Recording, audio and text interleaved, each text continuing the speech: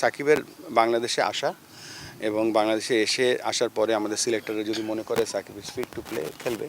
আর আশাটার তো আপনারা জানেন যে এখানে বেশ কিছু অন্যান্য প্রক্রিয়াগত ঝামেলা আছে, সেগুলো তো ক্রিকেট বোর্ডের আন্ডারে নেই। তো আশা করবো ওইসব যদি ক্লিয়ার হয়ে যায় এবং সাকিব যদি অ্যাভেলেবেল থাকে, ইনশাল্লাহ আমরা তাকে সিলেকশনের জন্য রেডি রাখবো। আমাদের যে হোল বিসিবির যারা এই গ্রাউন্ডস কমিটিতে কাজ করছেন, তারপরে আমাদের বেশ কিছু সম্মানিত ডিরেক্টররা আগামীকালকে আমাদের মাননীয় ক্রীড়া প্রতিমন্ত্রী মহোদয় তিনি আমাদেরকে সময় দিয়েছেন, বগুড়ায় তিনিও যাচ্ছেন এবং বগুড়াতে আপনারা জানেন যে আমাদের অন্যতম একটা সেরা ভেন্যু ছিল, সেটা সামহাও আমরা বহু বছর ব্যবহার করিনি, অবহেলিত ছিল।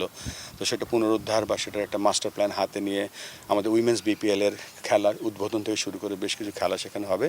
সকলেই কালকে সেখানে যাবে এবং একটা সেই মাস্টার প্ল্যানটা তারা কীভাবে বাস্তবায়িত করতে পারে সেই সেই সেই সেই প্ল্যানটা কালকে হবে। আর we are really grateful to আমাদের ন্যাশনাল স্পোর্টস কাউন্সিল, আমাদেরকে অনেক সাহায্য সহযোগিতা সবসময় করে। We are really grateful to them. এই বোর্ড আসার পরে আমরা দুটো সিরিজ খেলেছি, একটা পাকিস্তানের সাথে, একটা ওয়েস্ট ইন্ডিজের সাথে, দুটো জিতেছি এবং এই মুহূর্তে আমাদের র্যাঙ্কিং আছে 9।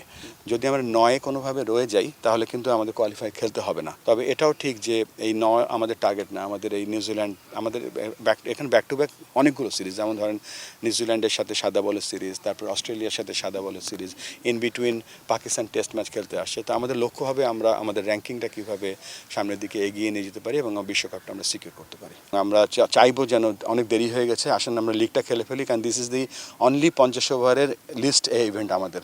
তো আমরা ইনশাআল্লাহ আশা করছি কালকে সেটা ঘটবে এবং আমরা যেহেতু শেষের দিকে চলে এসে আমরা একটা অত্যন্ত প্রতিযোগিতাপূর্ণ একটা আমাদের ঢাকা প্রিমিয়ার লিগ দেখতে চাই।